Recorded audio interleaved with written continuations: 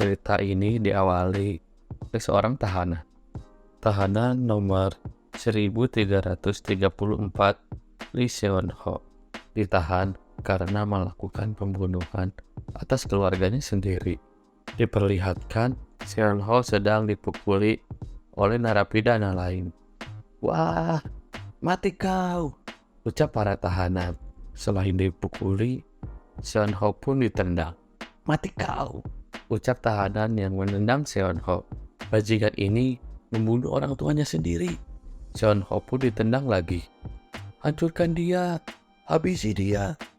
Tamatlah sudah riwayatnya. Kita masih punya satu ronde lagi, cuk," ucap para tahanan. "Para kriminal brengsek itu, haruskah aku melerai mereka, senior?" ucap penjaga. "Udah, tunggu aja. Kita tidak punya hak untuk ikut campur," ucap penjaga senior. Kalau begitu, siapa yang berhak?" tanya penjaga junior. "Di tempat ini, terdapat sesuatu yang disebut dengan hukum absolut." Tiba-tiba, seorang kakek mendekati para tahanan. "Berhenti," ucap kakek tersebut. Para tahanan pun terdiam.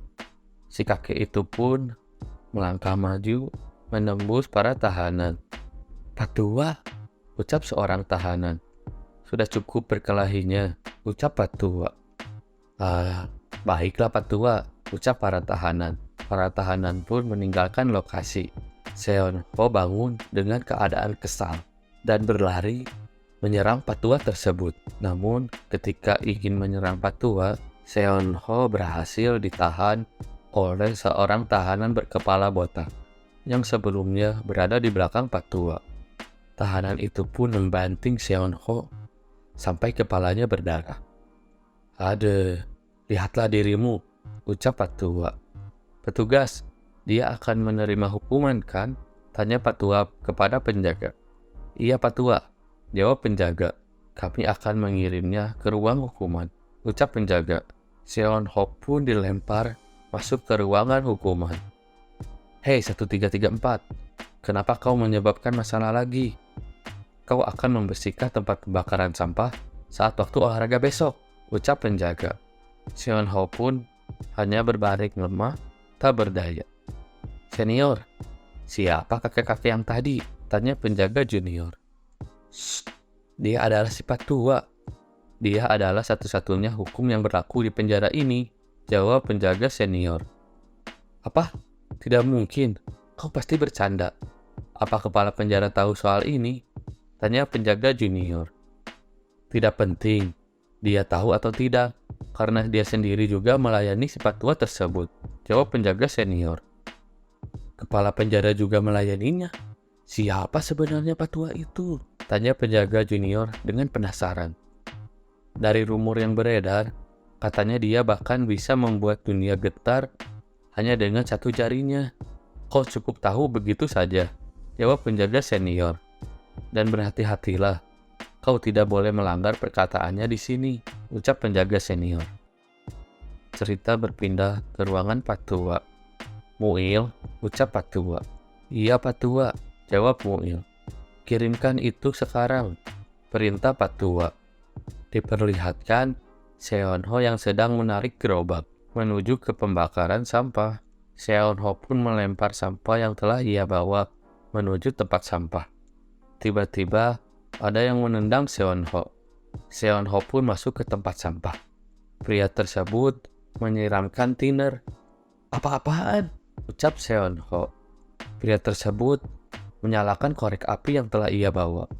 "Tunggu sebentar," ucap Seon-ho. Pria tersebut melemparkan korek api yang telah menyala dan menutup bak pembakaran sampah. Sampah pun terbakar dengan cepat. Seon-ho terjebak di tengah kobaran api. "Tidak," ucap Seon-ho. Kita flashback ke kehidupan Seon-ho sebelum masuk penjara. "Dulu, andai saja aku tidak menerima uluran tangannya." Diperlihatkan 12 tahun yang lalu, Seon-ho yang sedang berhadapan dengan 3 orang. "Changsik, kenapa kau melakukan ini?" tanya Seon-ho. Saat itu Lee Seon-ho masih berusia 17 tahun. Kenapa kau bilang? Bajingan, ucap Changsik. Jangan pikir kau bisa melakukan apapun hanya karena kau belajar buku, ucap Changsik. Jangan seperti ini, ucap Seonho. Jangan seperti ini, ucap Changsik sambil memukul Seonho. Dasar brengsek, kau pikir aku sedang bercanda? Kau pikir aku ini temanmu? Karena aku. Sebelum Changsik ingin memukul kembali Seonho, tiba-tiba seseorang memotong. Oi Changsik, lepaskan dia. Apa yang kau lakukan kepada teman kelasmu? Ucap seseorang yang baru datang. Ternyata namanya Gi Seong-soo, cucunya Presdir Ki Group. Dia seorang keturunan konglomerat dan juga ketua kelas kami. Dia juga seorang budiman yang membantu mereka yang lemah. Dia adalah orang yang seperti itu.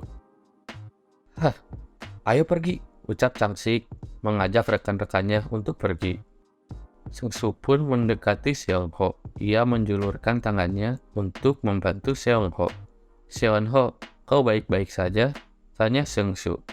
Iya, terima kasih Seong-soo, jawab Seonho. Mulai hari itu, tidak butuh waktu lama bagi kami untuk menjadi teman dekat. Diperlihatkan Seong-soo mengajak makan bersama kepada Seonho. Seonho, ayo makan, ajak Seong-soo. Sungguh, kau sungguh membuat sebuah program? Tanya Seong-soo. Iya, aku akan menunjukkannya padamu nanti. Changsik pun melihat kedekatan mereka berdua dan marah. Diperlihatkan Seonho yang pulang sekolah. Seonho pun masuk ke rumah. Ternyata ayahnya sudah berada di rumah. Kenapa seorang murid sepertimu pulangnya larut sekali? Ujian masuk kampus sudah dekat. Apa kau ada belajar dengan giat? Tanya ayah Seonho. Sejak kapan kau peduli soal itu? Aku akan mengatasi itu sendiri, jawab Seonho. Apa? Kau pikir ayah bekerja keras begini untuk siapa? Huh? Ucap ayah Seonho. Adeng. Seonho pun sudah berada di kamarnya. Ia menatap foto keluarga. Cerita pun berpindah. Seong-soo sudah berada di kamar Seonho. Cepatlah, Krik, ucap Seong-soo. Sial, aku jadi gugup, jawab Seonho. Kau pasti berhasil keterima, jadi tenanglah, tenangkan dirimu, ucap Seong-soo. Seonho pun mengklik. Muncul tulisan, ternyata Seonho berhasil lulus.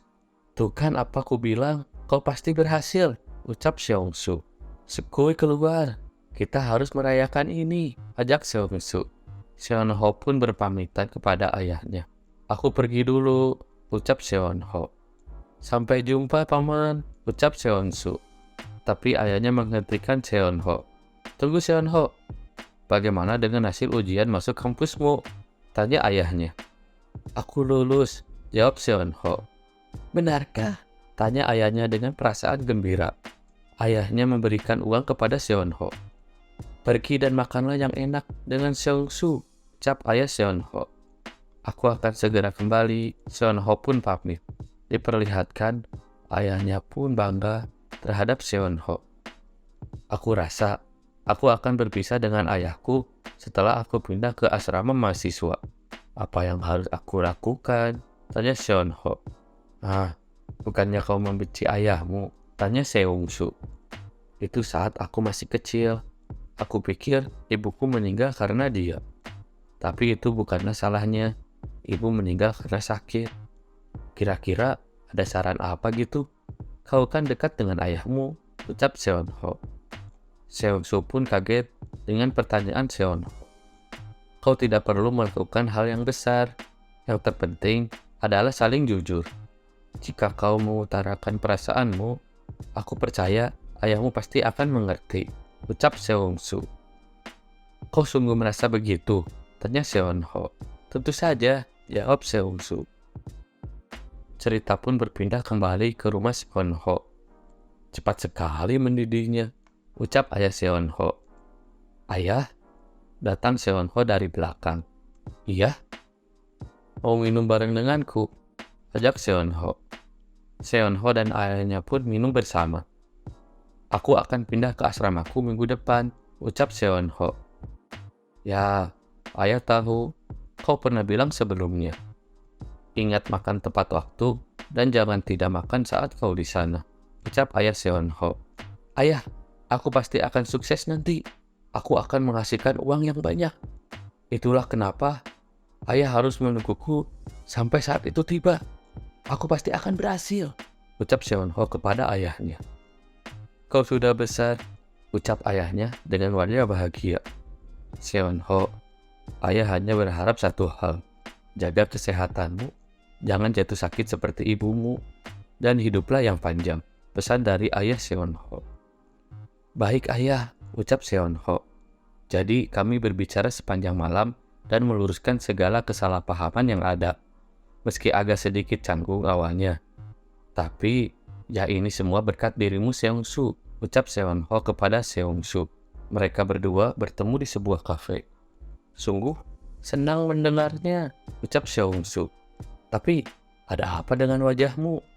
Tanya Seonho. Aku terjatuh tadi pagi, jawab Seongsu. Ya elah, kau harus lebih berhati-hati ke depannya. Oh iya, ini adalah sup tulang sapi yang dibuat ayahku. Ayahku menyuruhku untuk mengatakan padamu untuk merawat diri sendiri, ucap Seonho. Ternyata begitu. Terima kasih, jawab Seongsu. Aku baru saja sadar sudah jam segini. Kau masih ada part-time kan? Aku juga ada urusan. Aku pergi dulu, ucap Seonsu. Oke, hati-hati, jawab Seonho. Dia kelihatannya tidak baik-baik saja hari ini, pikir Seonho. Di perjalanan pulang, Seonho mendapatkan pesan dari ayahnya. Jangan makan di luar ya, kita makan daging sapi malam ini. Seonho pun tersenyum membaca pesan tersebut. Ia bergegas untuk pulang. Di perjalanan pulang, terdapat 2 ekor kucing yang sedang menjilat-jilati makanan yang tumpah. Itu seperti wadah yang diberikan Seonho kepada Seonsung. Ayah, aku pulang, ucap Seonho. Kau terlambat, ucap seseorang. Seonho pun terkejut dengan apa yang dia lihat. Ayahnya terbaring di lantai dengan seseorang yang sedang berdiri di depannya. Seonho, kenapa kau lama sekali pulangnya? Orang tersebut pun berbalik badan. Ternyata itu adalah Seongsu. Seongsu, ucap Seonho. Kenapa kau? Ayah! Kau, apa yang kau lakukan? Teriak Seonho. Tiba-tiba dari belakang, ada yang memukul Seonho. Ternyata Oh Chang-sik. Hahaha, memangnya apa lagi kalau bukan membunuh orang, ucap Chang-sik. Sial, aku jadi merasa sangat senang. Kau pikir Seongsu sering jalan bareng denganmu karena dia senang berteman denganmu. Kau bukan anak idiot, kan? Ucap Chang-sik. Seongsu, aku pikir kita teman, ucap Seonho. Teman? Ya, kita adalah teman Seonho, jawab Seongsu dengan wajah yang menyeramkan. Kau ngerti apa yang kukatakan kan? Ucap Seongsu. Ayah, Seonho pun menangis. Kenapa kau membunuhnya, Seongsu? Kenapa kau membunuh ayahku? Kenapa? Tanya Seonho. Ayahmu sudah keterlaluan, jawab Seongsu. Baik, ayo pergi. Makan ini, aku akan membuat merasa jauh lebih baik, ucap Chang-sik sambil memberikan sebuah pil kepada Seonho. Seongsu pun menelpon seseorang. Iya paman, aku ada di tempatnya Seonho. Tolong kemari dan bereskan kekacauan di sini, ucap Seongsu. Aku sangat ingin bermain denganmu sedikit lebih lama lagi. Tapi sayangnya, aku tidak bisa, ucap Seongsu. Seongsu, kenapa kau melakukan ini padaku? Ucap Seonho dengan perasaan sedih. Seonho pun tiba-tiba tidak sadarkan diri. Ketika Seonho sadarkan diri, dia memegang sebuah pisau. Kenapa? Tanganku. Diperlihatkan tangan Seonho penuh dengan darah. Ayah! Teriak Seonho. Tiba-tiba ada yang mengetuk pintu. Tolong buka pintunya. Kalau tidak dibuka, kami akan dobrak pintunya, ucap seseorang dari luar. Tiba-tiba polisi masuk. Polisi, jangan bergerak. Seongsu, Seongsu, si Seongsu membunuh ayahku, teriak Seonho. Diam di tempat, kau ditahan atas dugaan pembunuhan, ucap polisi. Apa? Seonho pun bingung. Tidak, bukan aku yang melakukannya, teriak Seonho. Gi Seongsu, orang yang kau bilang membunuh ayahmu, memiliki alibi yang kuat. Kau di bawah pengaruh narkoba dan pisau yang digunakan untuk membunuh pun memiliki sidik jarimu. Ada juga pengakuan tetangga sekitar bahwa kalian ayah dan anak selalu bertengkar. Lee Seon-ho, akuilah kesalahanmu, berharap untuk mendapatkan keringanan. Apa kau tidak mau masa tahananmu berkurang? Ucap pengacara. Gi Seong-su bajingan. Dia membunuh ayahku tepat di depan mataku sendiri. Di depan mataku sendiri. Dan kau bilang aku harus mengakui kalau akulah yang melakukannya, teriak Seon-ho. Ini tidak ada gunanya. Aku sudah melakukan semampuku untuk melindungimu, ucap pengacara yang meninggalkan Seon-ho. Terdakwa membunuh ayahnya secara brutal yang mungkin dikarenakan pengaruh dari homebroken. Semua barang bukti sudah jelas, akan tetapi terdakwa menolak seluruh tuduhan yang diarahkan kepadanya, tanpa sedikit pun melakukan refleksi atas perbuatan yang ia lakukan. Karena itu, pihak pengadilan memutuskan untuk menghukum terdakwa dengan berat dan menjatuhkan hukuman penjara seumur hidup terhadap terdakwa Lee Seon-ho, ucap hakim. Lee Seon-ho pun terkejut dengan vonis yang ia dapat. Naiklah, ucap penjaga. Diam semuanya. Seon-ho pun hanya bisa menerima nasibnya. Dia melirik ke arah luar.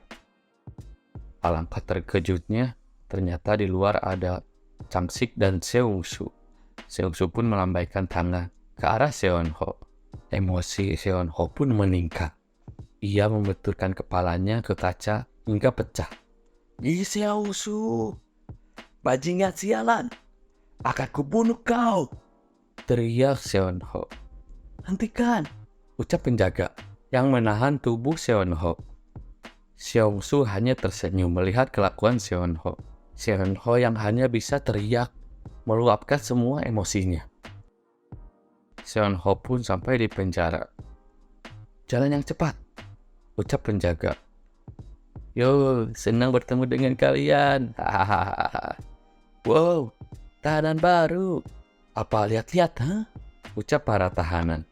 Seon-ho hanya bisa terdiam dengan tatapan kosongnya.